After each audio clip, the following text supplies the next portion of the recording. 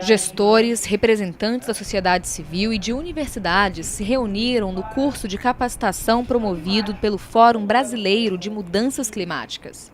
Eles vão discutir a implementação de políticas públicas e de ações para a prevenção e diminuição de problemas, como o aumento da temperatura média e a intensa estiagem. O Maranhão enfrenta a pior seca dos últimos anos. Até agora, são 64 municípios em situação de emergência. O que agrava a situação são as queimadas.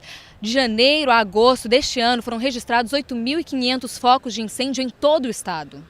Segundo dados das defesas civis estaduais, já são 8,3 milhões de afetados pela estiagem em todo o Nordeste e mais de 1.000 municípios em situação de emergência.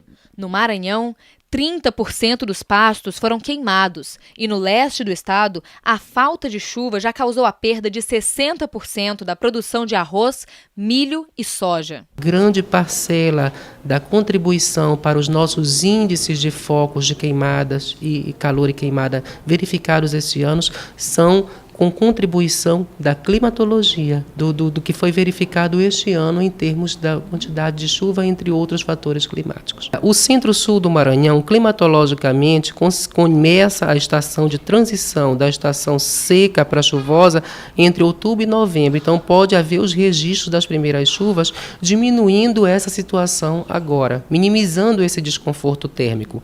Porém, no centro-norte do estado, onde esse início da estação chuvosa é mais tardia e essa própria transição, a gente deve viver ainda meses com bastante calor e falta de chuva. A discussão deve servir de base para a criação de políticas e ações a nível estadual. É um curso que tenta congregar, né, e tenta atrelar da melhor maneira possível as discussões, né, e possíveis ações pouco mais lá na frente, com relação às mudanças climáticas a nível de estado. Neilton Fidelis, assessor técnico do Fórum, explica o que são essas mudanças climáticas e o que podemos fazer. Precisa discutir o formato que a gente se desloca, o formato que a gente consome, aquilo que a gente consome. Ou seja, eu entendo que as ações individuais elas devem ser coletivizadas por um gestor, né? E esse gestor são as municipalidades, os governos de estado, o governo federal, criando ações que se revertam em atividades mais abrangentes, ou seja, priorizar o transporte público, né, e pressionar, né, pela redução do transporte individual, porque ali sim é uma fonte de emissão, né, o nosso automóvel que é tão desejado por todos.